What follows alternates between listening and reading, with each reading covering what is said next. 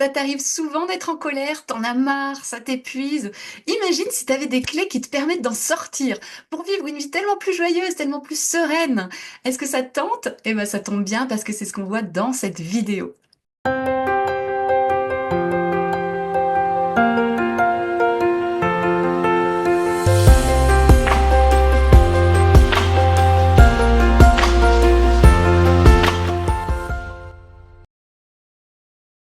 Alors, quand on est en colère, comme ça, qu'il y a vraiment quelque chose qui vient nous impacter, souvent c'est parce qu'il y a une valeur en nous qui n'a pas été respectée. Ah, donc Mhm. ça, c'est profond en fait, parce que on se définit d'une certaine manière et les autres ne nous voient pas comme ça. Donc du coup, c'est vraiment, ça nous impacte profondément. Moi, j'ai le cas de certaines personnes qui aussi qui ont des valeurs, tu vois, sur la nature. Elles adorent les animaux, la protection animale, etc., etc. Et en fait, il y a elles ont des collègues dans leur travail qui respectent pas, genre ils vont tuer les limaces, etc. Ça la met hors d'elle en fait. Ses valeurs sont pas respectées. Après, ça la fait bouillonner. Tu vois, elle est là, elle comprend pas en fait. Tu vois, il y a une grande incompréhension. En fait, toutes les émotions, faut comprendre que toutes les émotions, que ce soit la colère ou autre, hein, ça parle de nous. Si ça nous impacte, c'est que ça vient toucher quelque chose en nous. Donc, il y a un excès de feu pour la colère, donc on a chaud, il y a tout notre système nerveux qui Mhm. s'emballe, et on a du mal à redescendre. Il y a déjà une astuce qui est très importante, à mon sens, pour justement déjà redescendre, parce que comme il y a beaucoup de feu, ce qui est traître avec la colère, c'est que, et avec une situation comme ça où on ne s'est pas senti respecté, ou quelqu'un est venu nous chercher, c'est que ça déclenche cette émotion en nous, c'est un grand feu qui nous envahit, et après il y a notre tête qui arrive, notre mental il nous dit oh, mais attends, si je lui avais dit ça, j'aurais dû lui répondre ça, et pourquoi elle m'a dit ça avec tout ce que j'ai fait pour elle. Bref, il y a tout un système dans notre tête, et en fait ce mental là il vient juste remettre des braises sur le feu, tu vois. Donc la première des choses, moi ce que j'enseigne à toutes mes clientes, c'est on arrête d'écouter le mental. Ça c'est vraiment la clé de beaucoup de choses, c'est arrêter d'écouter le mental. Sauf que ça c'est pas forcément évident, parce qu'il est tellement puissant, tellement fort, il y a tellement une histoire qui joue derrière, que c'est pas ce qui est le plus évident. Pour déjà éteindre le feu, parce que là il y a le feu plus les braises qui sont remis par le mental, pour déjà éteindre le feu, il y a une phrase très simple qui fonctionne extrêmement bien, c'est de se dire je te comprends. Je te donne l'image d'un enfant. On a tous vu un enfant en colère, et un enfant en colère, c'est pas ce qui est le plus agréable à voir. Donc, quand on voit un enfant en colère, souvent ça met les parents en colère, qui lui disent mais va au coin, allez, calme-toi, etc. Ça les met aussi eux en colère, donc ça ravive aussi les flammes, et l'enfant il se calme pas en fait. Ou alors il se sent rejeté dans cette colère, il se sent encore moins entendu, lui qui se sentait déjà pas entendu. C'est terrible en fait, ça augmente le problème. Quand tu dis à un enfant qui est en colère, tout va bien, je te comprends. Là, d'un seul coup, pouf. C'est comme si tu mettais un seau d'eau sur le barbecue qui était un peu trop embrasé, et rien que ça, il se calme. Il est là, ah, ça y est, je suis compris, je suis reconnu, tu vois, parce que derrière la part en colère, c'est qu'il y a une non-valeur en nous qui a été touchée, c'est qu'il y a quelque chose en nous qui n'a pas été reconnu. Et donc, si d'un seul coup, on se dit à soi-même, je te reconnais, tout va bien, cette part-là se sent enfin reconnue. Et ça, rien que ça, alors ça fait pas tout, mais déjà, ça calme le feu, tu vois. Ça évite de surenchérir. Ça, c'est la première des choses. La deuxième, c'est après de pas du tout alimenter l'histoire que nous raconte notre tête, parce que sinon, bah, on va se faire tout un scénario, etc., etc. Maintenant, le plus dur, c'est justement d'arrêter de cogiter et de laisser justement tous nos soucis, tout cet événement qui finalement est venu nous impacter, comment faire pour le laisser bah, dehors, en dehors de chez nous, on le laisse sur le pas de la porte, sur le palier, et voilà, on rentre chez nous, on est serein. Une chose qui est importante, c'est de comprendre, alors là, il faut beaucoup de conscience quand même, ça demande un peu d'introspection, mais c'est de comprendre que quand on est en colère, tu verras, hein, si tu es en colère, si tu rumines, si tu te dis ah, j'aurais dû dire ça et machin, et pourquoi il m'a fait ci, pourquoi il m'a fait ça, mais c'est pas possible. Bref, tu verras que tu es focalisé sur ce que tu n'as pas pu faire ou sur ce que tu n'as pas. C'est sur quelque chose que tu n'as pas eu ou que tu n'as pas pu faire en fait. Si tu n'as pas eu de respect, si tu n'as pas pu lui répondre quelque chose, bref, tu es focalisé sur le blocage, sur ce que tu n'as pas pu faire ou sur ce que tu n'as pas eu en fait. Par exemple, moi j'ai plein de clientes, elles ont des enfants qui, bah, le matin, voilà, ils traînent un peu. Pourtant il faut les emmener à l'école. Derrière l'école, elles ont un boulot, etc., etc. Donc elles sont dans une pression du temps. L'enfant, lui, veut pas mettre ses chaussures, il veut pas brosser ses dents. Enfin bref, il fait un peu de la résistance. Donc la maman s'énerve et elle s'en prend à son enfant en lui criant un peu dessus, etc.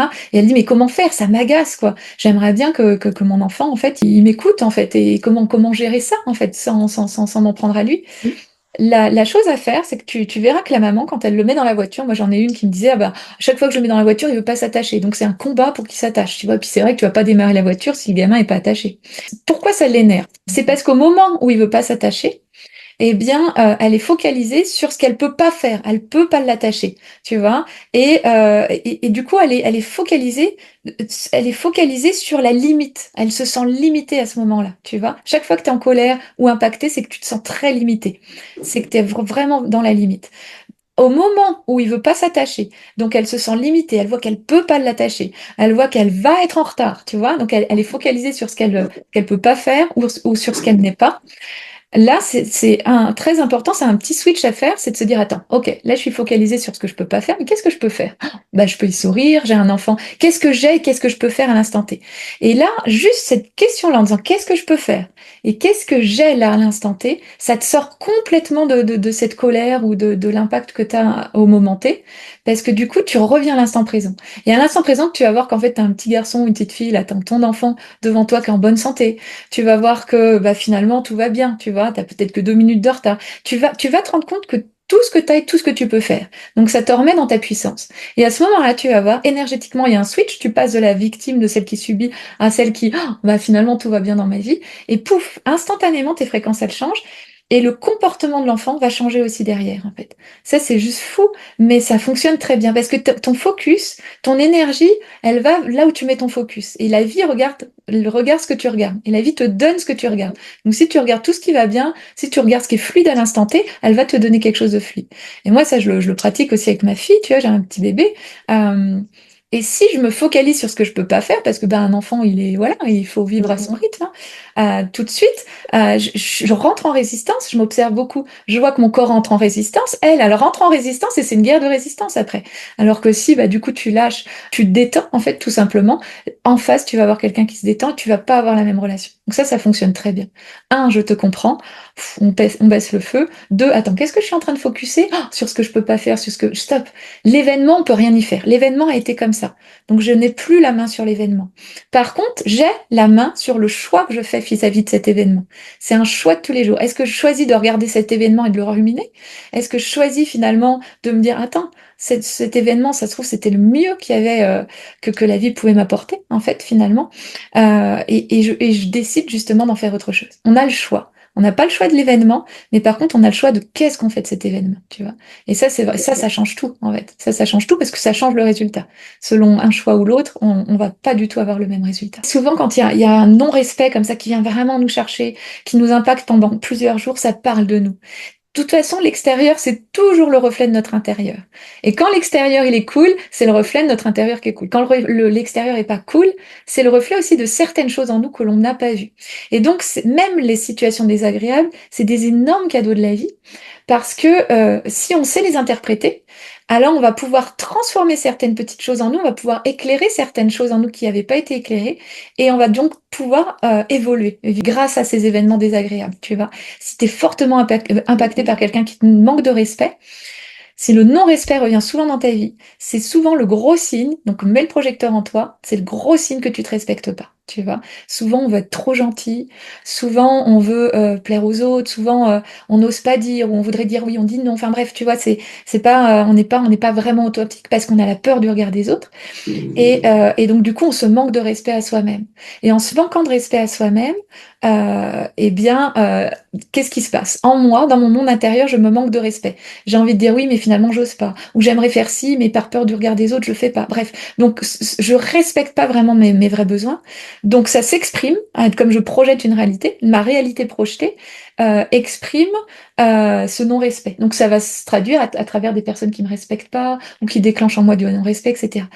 Et dès lors où je vais me redonner du respect, vraiment m'aligner à moi et apprendre à me respecter, alors l'extérieur va suivre, tout simplement. Moi, j'étais énormément impactée par l'injustice, l'abus. Aussi, j'avais l'impression des fois qu'on abusait de ma gentillesse, etc. J'étais quelqu'un qui était trop gentil. En fait, et je me disais: «Mais pourquoi il abuse? Attends, c'est abusé et cetera». Mais si je tourne le projecteur en moi, j'avais pas vu en fait que j'abusais de moi. Parce que des fois, j'avais juste envie de dire, oui ou non et je disais l'inverse, tu vois? Par peur de. Donc du coup, c'était juste que j'abusais de moi, que j'étais totalement injuste avec moi. Parce qu'il y a des moments où j'aurais voulu faire quelque chose, mais je me privais de le faire par peur de l'autre, par peur des représailles, par qu'est-ce qu'on va dire et cetera et cetera.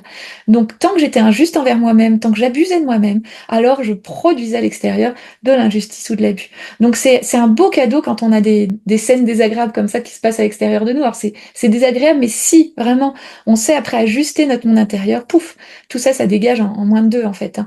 Donc c'est important de comprendre ça aussi.